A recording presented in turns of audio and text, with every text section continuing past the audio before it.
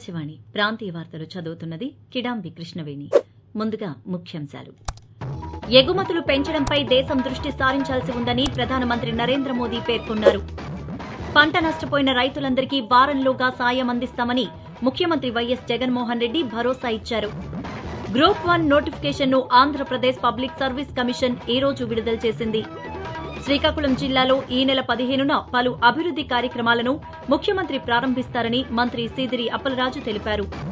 గడిచిన 9 ఏళ్లలో భారతీయ రైల్వేలో 21,000 కిలోమీటర్ల కొత్త ట్రాక్లను చేర్చినట్లు రైల్వే మంత్రి అశ్విని వైష్ణవ్ వెల్లడించారు. వార్తల్లోని వివరాలు. ఎగుమతులు పెంచడం, దిగుమతులను తగ్గించుకోవడంపై దేశం దృష్టి సారించాల్సి ఉందని ప్రధానమంత్రి నరేంద్ర మోదీ అన్నారు. ఉత్తరాఖండ్లోని డెహ్రాడూన్లో 2 రోజుల ప్రపంచ పెట్టుబడుల సదస్సుని ఆయన ఈ రోజు ప్రారంభించారు. ఈ సందర్భంగా మాట్లాడుతూ మధ్య తరహా, సూక్ష్మ తరహా పరిశ్రమలను దేశంలో బలోపేతం చేయాల్సిన అవసరం ఉందని స్పష్టం చేశారు. త్వరలోనే భారతదేశం ప్రపంచంలోనే 3వ అతిపెద్ద ఆర్థిక వ్యవస్థగా అవతరించనుందని ప్రధానమంత్రి పేర్కొంటూ हमारे एमएसएमईज को मजबूत करने का समय है, उस पर निवेश करने का समय है. हमें भारत में ऐसी सप्लाई चेन विकसित करनी है कि हम दूसरे देशों पर कम से कम निर्भर हो. हमें उस पुरानी मानसिकता से भी बाहर आना है कि फलां जगह कोई चीज कम कीमत में उपलब्ध है तो वहीं से इंपोर्ट कर दो. నష్టపోయిన ప్రతి రైతును ఆదుకుంటామని ముఖ్యమంత్రి వైఎస్ జగన్మోహన్ రెడ్డి భరోసా ఇచ్చారు. తిరుపతిలోని తుఫాను ప్రభావిత ప్రాంతాల్లో ఈ రోజు ముఖ్యమంత్రి పర్యటించారు. స్థానిక రైతులతో మాట్లాడారు. వాకాడు మండలంలోని స్వర్ణముఖి నదికట్ట తెగి నష్టపోయిన ప్రాంతాలను పరిశీలించారు. అనంతరం మాట్లాడుతూ పంట నష్టంపై ఏ ఒక్కరూ బాధపడవలసిన అవసరం లేదని స్పష్టం చేశారు. వారంలోగా అందరికీ సాయం చేస్తామని తెలిపారు. నష్టపోయిన రైతులకు 80% సబ్సిడీతో విత్తనాలు అందిస్తామని ముఖ్యమంత్రి పేర్కొంటూ ఎవరికి నష్టం జరిగినా కూడా ట్రాన్స్పరెంట్ గా ఆ నష్టం జరిగిన వాళ్ళందరినీ కూడా ఐడెంటిఫై చేయడం, ఎవరికైతే కూడా ఎక్కడెక్కడైతే నీళ్లు మరునైనాయో, ఎక్కడెక్కడైతే ఇల్లు మరునయ్యాయో ప్రతి ఒక్కరికి కూడా వెంటనే ఆదుకునేందుకు వాళ్ళకి ఇవ్వాల్సిన రేషన్ ఇవ్వడమే కాకుండా ఇన్పుట్ సబ్సిడీ ఈ సీజన్ లో మీకు నష్టం జరిగితే ఈ సీజన్ ముగిసేలోగానే ఇన్పుట్ సబ్సిడీ ఇచ్చి రైతన్నను మళ్లీ ఆదుకుంటున్న ప్రభుత్వం ఏకైక ప్రభుత్వం ఈ దేశంలో ఏదైనా ఉంది అని అంటే అది మన ప్రభుత్వం అని చెప్పడానికి కూడా. గ్రూప్ 1 నోటిఫికేషన్ను ఆంధ్రప్రదేశ్ పబ్లిక్ సర్వీస్ కమిషన్ ఈ రోజు విడుదల చేసింది. మొత్తం 81 పోస్టులతో గ్రూప్ 1 నోటిఫికేషన్ జారీ చేసింది. దీనికి సంబంధించి జనవరి 1 నుంచి జనవరి 21 వరకు దరఖాస్తులను స్వీకరించనున్నారని ఏపీపీఎస్సీ అధికారిక వర్గాలు తెలిపాయి. మార్చి 17న ప్రిలిమినరీ పరీక్ష జరగనుంది. ఉద్దానం కిడ్నీ రోగుల కోసం రాష్ట ప్రభుత్వం 50 కోట్ల రూపాయలతో పలాసలో నిర్మించిన YSR super speciality kidney research centre, 700 కోట్ల రూపాయలతో ఉద్దాన ప్రజల మంచినీటి అవసరాల కోసం నిర్మించిన వైఎస్ఆర్ సుజలధార పథకాలను ముఖ్యమంత్రి వైఎస్ జగన్మోహన్ రెడ్డి ఈ నెల 15న ప్రారంభించనున్నారని రాష్ట పశుసంవర్ధక, మత్స్య శాఖల మంత్రి డాక్టర్ సీదిరి అప్పలరాజు తెలిపారు. గడిచిన 9 ఏళ్లలో భారతీయ రైల్వేలో దాదాపుగా 21,000 కిలోమీటర్లు కొత్త ట్రాక్లను చేర్చినట్లు రైల్వే మంత్రి అశ్విని వైష్ణవ్ తెలిపారు. ఈ రోజు రాజ్యసభలో అనుబంధ ప్రశ్నలకు ఆయన సమాధానమిస్తూ భారతీయ రైల్వేలను కేంద్రం ఒక ప్రణాళిక ప్రకారం అభివృద్ది చేస్తోందని వివరించారు. సామర్థ్యం పెరిగిన కొద్దీ రైళ్లకు మరిన్ని స్టాపేజీలు ఉంటాయని అన్నారు. రెపో రేటుని యథాతథంగా ఉంచుతున్నట్లు Reserve Bank of India governor Shaktikanta Das వెల్లడించారు. ముంబైలో ఈ రోజు జరిగిన మానిటరీ పాలసీ కమిటీ సమావేశంలో ఈ మేరకు నిర్ణయం తీసుకున్నారు. పెరుగుతున్న ద్రవ్యోల్బణాన్ని కట్టడి చేసేందుకు ఈ నిర్ణయం తీసుకున్నట్లుగా ఆయన పేర్కొన్నారు. ఆకాశవాణి ప్రాంతీయ వార్తలు వింటున్నారు. Union public service commission UPSC ఆధ్వర్యంలో నిర్వహించిన సివిల్ సర్వీసెస్ మెయిన్స్ 2022 ఫలితాలు విడుదలైనట్లు యూపీఎస్సీ ఒక ప్రకటనలో తెలిపింది. మెయిన్స్ పరీక్షలో అర్హత సాధించిన అభ్యర్థులు ఇంటర్వ్యూకు హాజరు కావాల్సి ఉంటుంది.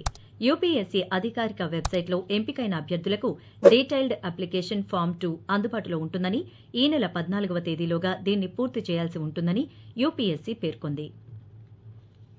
ఈ నెల 10వ తేదీన విశాఖ సాగర తీరంలో నిర్వహించనున్న నావికాదళ దినోత్సవానికి సంబంధించి ముందస్తు సన్నాహాలు జరుగుతున్నాయి. ఈ రోజు విశాఖ బీచ్ ప్రాంతంలో నావికాదళ ప్రదర్శన తూర్పు నావికాదళం ఆధ్వర్యంలో చేపట్టారు. గగనతలంలో హెలికాప్టర్ల నుంచి పారాచూట్ల ద్వారా భూమిపైకి దిగే సాహస విన్యాసాలు ప్రదర్శించారు.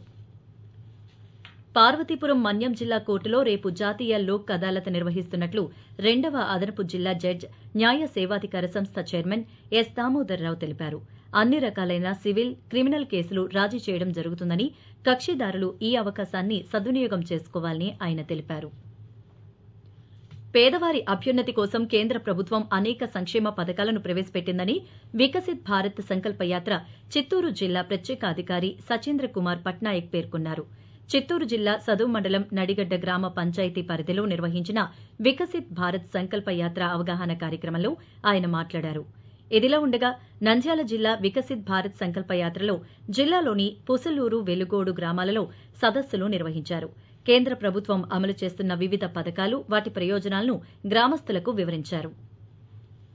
అర్హులైన ప్రతి పౌరునికి ఓటు హక్కు కల్పించేందుకు అన్ని చర్యలు తీసుకుంటున్నామని గుంటూరు జిల్లా కలెక్టర్ వేణుగోపాల్ రెడ్డి తెలిపారు. భారత ఎన్నికల కమిషన్ ఓటు హక్కు వినియోగంపై నిర్వహిస్తున్న అవగాహన ర్యాలీని ఈ రోజు ఆయన గుంటూరులో ప్రారంభించారు.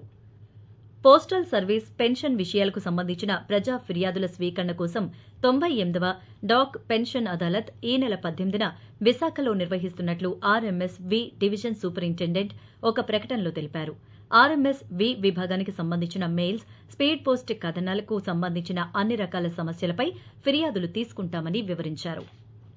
కేంద్ర రైల్వే శాఖ మంత్రి అశ్విని వైష్ణవ్ రేపు విజయనగరం జిల్లాకు రానున్నట్లు కలెక్టర్ ఎస్ నాగలక్ష్మి వెల్లడించారు. కేంద్ర ప్రభుత్వ పథకాలపై నిర్వహిస్తున్న వికసిత్ భారత్ సంకల్ప యాత్రలో భాగంగా వేపాడ మండలం వీలుపర్తిలో నిర్వహించే కార్యక్రమంలో కేంద్ర మంత్రి పాల్గొంటారని ఆమె తెలిపారు. ఉమ్మడి గుంటూరు జిల్లాలోని తుఫాను ప్రభావిత ప్రాంతాల్లో తెలుగుదేశం పార్టీ అధినేత నారా చంద్రబాబు నాయుడు ఈ రోజు పర్యటించారు. తెనాలి నియోజకవర్గం నందివెలుగులో తుఫాను కారణంగా దెబ్బతిన్న పొలాలను పరిశీలించారు. ఈ సందర్భంగా మాట్లాడుతూ తుఫాను వల్ల నష్టపోయిన రైతులను ప్రభుత్వం ఆదుకోవాలని కోరారు. ఏలూరు జిల్లా పూళ్ల గ్రామంలో దెబ్బతిన్న పంట పొలాలను బీజేపీ రాష్ట అధ్యకురాలు దగ్గుబాటి పురంధరేశ్వరి ఈ రోజు పరిశీలించారు. స్థానికంగా రైతులను పంట నష్టం గురించి అడిగి తెలుసుకున్నారు. నష్టపోయిన ప్రతి రైతుకి ఎకరానికి 50,000 రూపాయల నష్టపరిహారంగా రాష్ట ప్రభుత్వం అందించాలని డిమాండ్ చేశారు. తిరుమలలో టోకెన్లు లేని భక్తులకు 8 గంటల్లో సర్వదర్శనం కలుగుతోందని తిరుమల తిరుపతి దేవస్థానం అధికారులు తెలిపారు. నిన్న స్వామివారిని 56,344 మంది దర్శించుకోగా భక్తులు సమర్పించుకున్న కానుకల ద్వారా హుండీ ఆదాయం 4.26 కోట్ల రూపాయలు వచ్చిందని వెల్లడించారు. జూనియర్స్ విభాగంలో జరుగుతున్న రాష్ట స్థాయి ఫెన్సింగ్ పోటీలను రాష్ట శాసనసభ డిప్యూటీ స్పీకర్ కోలగట్ల వీరభద్రస్వామి ఈ రోజు విజయనగరంలో ప్రారంభించారు. ఈ సందర్భంగా ఆయన మాట్లాడుతూ ఫెన్సింగ్ క్రీడకు ఆదరణ పెరుగుతోందన్నారు. 3 రోజుల పాటు స్థానిక రాజీవ్ క్రీడా ప్రాంగణంలో ఈ పోటీలు జరుగుతాయని నిర్వాహకులు తెలిపారు. స్కిల్ డెవలప్మెంట్ కేసులో తెలుగుదేశం పార్టీ అధినేత నారా చంద్రబాబు నాయుడు బెయిల్ రద్దు చేయాలంటూ సీఐడీ దాఖలు చేసిన పిటిషన్ మీద తదుపరి విచారణను జనవరి 19కి సుప్రీంకోర్టు వాయిదా వేసింది. ఈ పిటిషన్పై ఈ రోజు సుప్రీంకోర్టులో జరిగిన విచారణలో చంద్రబాబు తరపున సీనియర్ న్యాయవాది హరీష్ సాల్వే తన వాదనలు వినిపిస్తూ కౌంటర్ దాఖలుకు సిద్దంగానే ఉన్నామన్నారు. ప్రాంతీయ వార్తలు ముగించే ముందు ముఖ్యాంశాలు మరోసారి. ఎగుమతులు పెంచడంపై దేశం దృష్టి సారించాల్సి ఉందని ప్రధానమంత్రి నరేంద్ర మోదీ పేర్కొన్నారు. పంట నష్టపోయిన రైతులందరికీ వారంలోగా సాయం అందిస్తామని ముఖ్యమంత్రి వైఎస్ జగన్మోహన్ రెడ్డి భరోసా ఇచ్చారు. గ్రూప్ 1 నోటిఫికేషన్ను ఆంధ్రప్రదేశ్ పబ్లిక్ సర్వీస్ కమిషన్ ఈ రోజు విడుదల చేసింది. శ్రీకాకుళం జిల్లాలో ఈ నెల 15న పలు అభివృద్ది కార్యక్రమాలను ముఖ్యమంత్రి ప్రారంభిస్తారని మంత్రి సీదిరి అప్పలరాజు తెలిపారు. గడిచిన 9 ఏళ్లలో భారతీయ రైల్వేలో 21,000 కిలోమీటర్ల కొత్త ట్రాక్లను చేర్చినట్లు రైల్వే మంత్రి అశ్విని వైష్ణవ్ వెల్లడించారు. ఆకాశవాణి ప్రాంతీయ వార్తలు ఇంతటితో సమాప్తం.